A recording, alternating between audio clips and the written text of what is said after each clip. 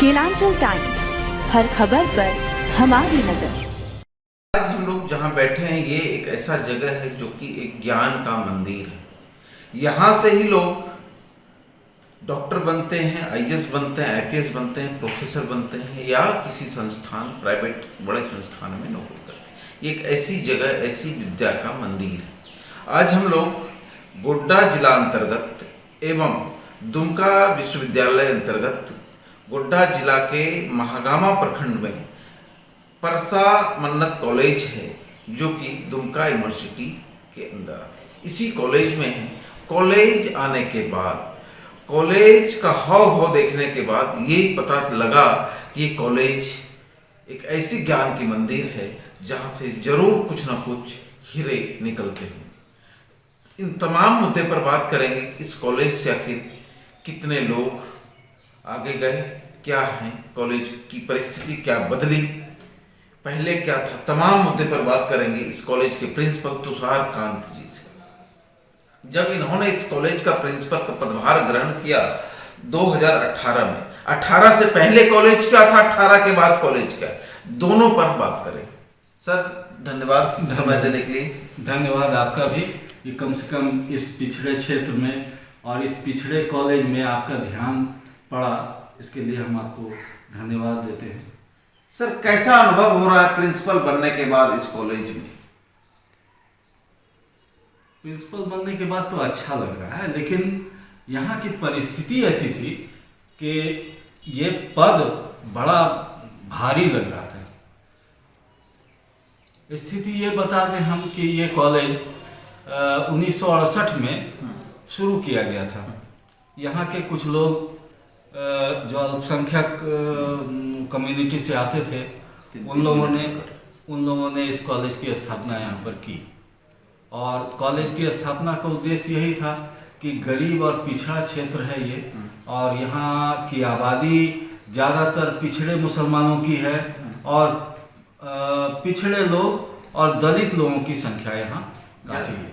हाँ, तो ऐसे लोग बाहर जा कर के उनके लिए पढ़ना मुश्किल था, पैसे नहीं थे, या तो मजदूर वर्ग के लोग हैं या छोटे किसान हैं, एकदम छोटे किसान, तो उनके पास इतना पैसा नहीं था कि वो गोड्डा जा कर के, भागलपुर जाके, पटना जा कर के वो पढ़ सकें। तो उनको एक स्थान चाहिए था, एक ऐसा शिक्षा का स्थान चाहिए था जो उनको शिक्षा दे सके, और इसी को दृष्टि में रख करके उस समय के लोग इस कॉलेज को यहाँ पर स्थापित किए। एक कर करके बाबू भाई बोल करके हम बोले कि सब हम लोग अपने मेहनत से करेंगे। सही बात, किसी दूसरे की जरूरत नहीं है, हम अपने मेहनत से इसको बनाएंगे। और आज देखिए यही कारण है कि प्रिंसिपल से लेके प्यून तक, हमारे गार्डनिंग से लेकर के जितना चीज आप देख रहे हैं उसमें हम लोग सहभागी मिल करके काम करते हैं। बाहर से हमको विश्वविद्यालय मदद करे या ना करे, विश्वविद्यालय की बात बोलेंगे तो थोड़ा कड़वी हो जाएगी बात, नहीं बोलना चाहते हैं हम, लेकिन परिस्थिति ऐसी है कि बोलना पड़ता है। हमारे यहाँ 15 सब्जेक्ट की पढ़ाई होती है। 15 सब्जेक्ट में से सिर्फ 2 सब्जेक्ट में 2 टीचर ही ऐसे हैं जो परमानेंट हैं, बाकी में टीचर नहीं है। 2 सब्जेक्ट में इधर हाल के दिनों में संविदा पर हिस्ट्री और पॉलिटिकल साइंस में एक आदमी है, बाकी सारा जो है सब्जेक्ट वो खाली है।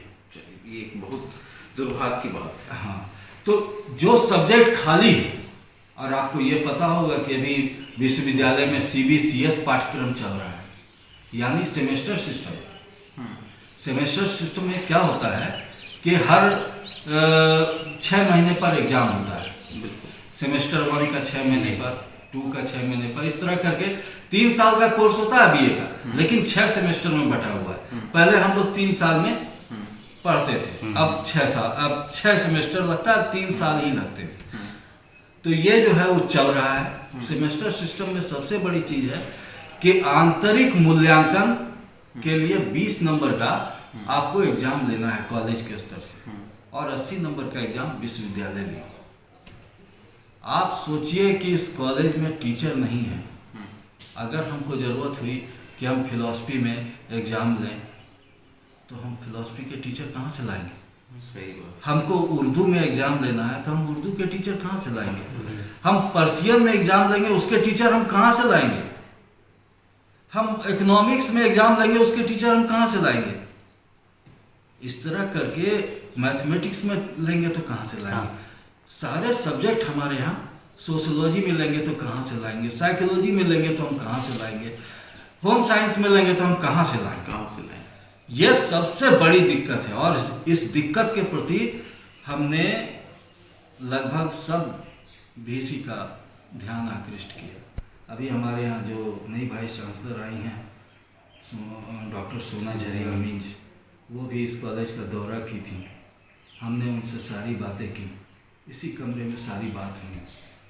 सारी बात से धीरे धीरे जो 16 लेक्चरर थे यहाँ पहले, 16 में धीरे धीरे आदमी रिटायर करते चले गए। बाहर से किन्हीं लोगों की पोस्टिंग यहाँ नहीं हुई। आज स्थिति ऐसी आई है कि इस कॉलेज में 16 में से 15 आदमी रिटायर कर चुके हैं या फिर यहाँ से एक आदमी ट्रांसफ़र हो चुके हैं धमड़ी कॉलेज पुराने में, और एक हम बचे। तो हम प्रिंसिपल का पदभार ग्रहण किए। हमारे पद ग्रहण करने से पहले कॉलेज की स्थिति थोड़ी दयनीय तो थी। यहाँ लड़के नहीं आते थे, यहाँ किसी तरह की कोई रोक टोक नहीं थी। चारों तरफ जंगल झाड़ फैला हुआ था। कॉलेज देखने में लगता था कि जंगल के बीच में एक पुरानी बिल्डिंग बनी हुई है जिसमें भी घास फूस उगा है। आपके आने के बाद बदलाव? हाँ, उसके बाद इस संयोग की बात है कि एक भाई चांसलर आए थे यहाँ, बशीर अहमद, और उन्होंने इस कॉलेज का दौरा किया था। उससे पहले शायद ही कोई भाई चांसलर यहाँ आया हो। जब उन्होंने दौरा किया तो उन्हें बहुत अफसोस हुआ कि ऐसा भी कॉलेज है जहाँ न बिजली है, न जहाँ अच्छी बिल्डिंग है, न जहाँ साफ सफाई है, चारों तरफ जंगल है, यहाँ लड़के आते कैसे? तो उनको बोला गया कि सर लड़के तो आते नहीं हैं। तो वह तब क्या फायदा है कॉलेज का? इसी बातचीत के क्रम में संयोग था कि उस समय एंकरिंग हम कर रहे थे। एक प्रोग्राम छोटा सा हम लोग रखे उन्हीं के इसमें कि वो आए हैं हमारे यहाँ। तो हम एंकरिंग करते हुए उनसे बोले कि सर आज तक वाइस चांसलर कोई भी यहाँ आने की जहमत नहीं उठाए। ये संयोग है कि हम लोग अपने समय में पहली बार आपको यहाँ देख रहे हैं, तो हमारी आशा जगी है। हम चाहते हैं सर कि आप इस कॉलेज पर दृष्टि डालिए। ये बहुत पिछड़े इलाके का कॉलेज है। सरकार जो भी बने, दिल्ली में चाहे झारखंड में, पहली प्राथमिकता होती है कि गांव का विकास हो। बिल्कुल। और गांव के विकास में सबसे बड़ा विकास है कि गांव में लोग शिक्षित हों। तो छोटे स्कूल मदरसा तो हैं, ये कॉलेज शायद ही किसी गांव में इस तरह का हो जो सरकारी हो चुका है। सही बात। तो हम सर चाहते हैं आपसे कि आप इस पर ध्यान दें। तो उन्होंने कहा कि ठीक है, तो बिजली नहीं है आपके यहाँ, बिजली हम लगवा देंगे। चलिए एक। हाँ, तो उन्होंने ट्रांसफार्मर दिया।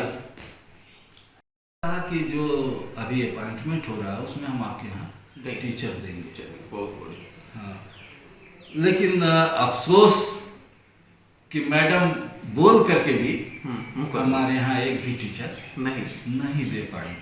संयोग की बात है, हमको छोड़ करके जो बाकी 12 कॉलेज हैं कंस्टिट्यूएंट सरकार, उन सब में टीचर दिए, सिर्फ यहाँ नहीं दिया। रोना आता है हमको। इसके अलावा चलेगा कॉलेज? सही बात है। इसके अलावा अगर हम बात करें तो शिक्षक की तो समस्या है आपकी, और हम लोग भी चाहेंगे, और इसी से जब नेक्स्ट इंटरव्यू हो तो उनको भी हम लोग बोलेंगे इस कॉलेज में आपने वादा किया था और नहीं कर पाए, आखिर क्यों? लेकिन और हम बात करते हैं इस विद्यालय के कोई ऐसे छात्र जो आगे गए हों IAS IPS या अच्छे लेवल पे? इसका तो खैर हमको ये नहीं है, लेकिन डॉक्टर तो कई बने हैं। डॉक्टर कई? हाँ, अभी भी देखिए गोड्डा में वो डॉक्टर हैं जो कौन सा है अस्पताल, सनराइज हॉस्पिटल, डॉक्टर जुनैद यहीं के प्रोडक्ट हैं, हमारे ही विद्यार्थी रहे। तो वैसे बहुत सारे लोग हैं। आप भागलपुर में चले जाइए तो ये हैं हड्डी वाले जो तुम्हारे हैं, क्या नाम है उनका, रब्बानी। अच्छा, डॉक्टर रब्बानी। हाँ, गुलाम रब्बानी, वो हमारे स्टूडेंट हैं। चलिए, क्या लगता है सर, इस और क्या इस विद्यालय को या विद्यार्थियों को क्या करने चाहिए आगे बढ़ने के लिए? देखिए, विद्यार्थियों को तो पढ़ाई करनी चाहिए। ये सच है कि मान लीजिए दिक्कत है, लेकिन फिर भी हम उस दिक्कत को इधर उधर से पूरा करते हैं। हमारे बगल में जो कॉलेज है, हम वहाँ से लोगों को बुलाते हैं कि आप आइए, हाथ जोड़ करके, कि देखिए पैसा तो हम नहीं दे सकेंगे, इसलिए कि वैसा कोई हमको अधिकार ही नहीं है, लेकिन बच्चे के लिए हम आपके आगे हाथ जोड़ते हैं। आप हमारे यहाँ चलिए, कम से कम 2 दिन भी क्लास लीजिए और हमारा जो एग्जाम होता है उसकी कॉपी जांचिए। बहुत बात अच्छा। ऐसे करके हम किसी तरह से कॉलेज चला रहे हैं, आगे भी हम इसी तरह से चलाएंगे। लेकिन हम चाहते हैं कि हमारे ऊपर विश्वविद्यालय ध्यान दे, सरकार हमारे ऊपर ध्यान दे।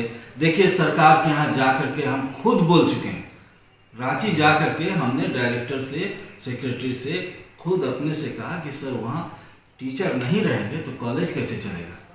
आपकी नीति है कि भाई जो पिछड़ा गांव है वहाँ शिक्षा का स्तर अच्छा हो, तो कैसे स्तर होगा सर अच्छा जब तक वहाँ टीचर नहीं रहेंगे। टीचर की मांग करते हैं। हाँ, बराबर, टीचर और इंफ्रास्ट्रक्चर। टीचर, देखिए ये जो बिल्डिंग बनी हुई है, ये जो बिल्डिंग बनी हुई आप देख रहे हैं, ये हम लोग जितने टीचर और नॉन टीचर हैं, उन लोगों को जो पैसा मिलता था उसी से चंदा करके इसको हम लोग मिट्टी गारा से बनाए। चलिए, ये भी एक अच्छी बात। ये सरकार की बनाई बिल्डिंग नहीं है, ये हमारे अपने हम लोगों के स्टाफ के पैसे से बनी हुई बिल्डिंग है, जो अब दर मतलब गिरने के स्थिति में। ये हम चूना पोत करके इसको रखे हुए हैं। बाकी आपको दिखाएंगे, बाहर चलिएगा। सर का, प्रिंसिपल साहब का कहना है कि विद्यालय में 2 चीज का घोर अभाव है, पहला इंफ्रास्ट्रक्चर और दूसरा टीचर। राजनीति आप अपने जगह करें, लेकिन इस कॉलेज के ऊपर जरूर ध्यान दें। सरकार में बैठे लोग हैं, इस क्षेत्र का जो भी प्रतिनिधित्व कर रही हैं, वो सरकार के साथ गठबंधन में सरकार चला रही है। अगर उनसे विनती है इस कॉलेज के प्रिंसिपल का कि आप इस मुद्दे को विधानसभा तक ले जाएं और इस कॉलेज को आगे बढ़ाने में आप आगे आएं, जिससे कि इस क्षेत्र के बच्चे का भविष्य उज्ज्वल और सुरक्षित हो सके। धन्यवाद। अरे ठीक है भैया, ऐसे वीडियो देखे जा रहे हो, तनिका सब्सक्राइब कर लो और हाँ, घंटा का बटन जरूर दबाना, तब हमारे वीडियो का नोटिफिकेशन सबसे पहले मिलेगा। यहाँ वहाँ का देखा तो हम तो क्या ही कहते हैं, जल्दी दबाओ।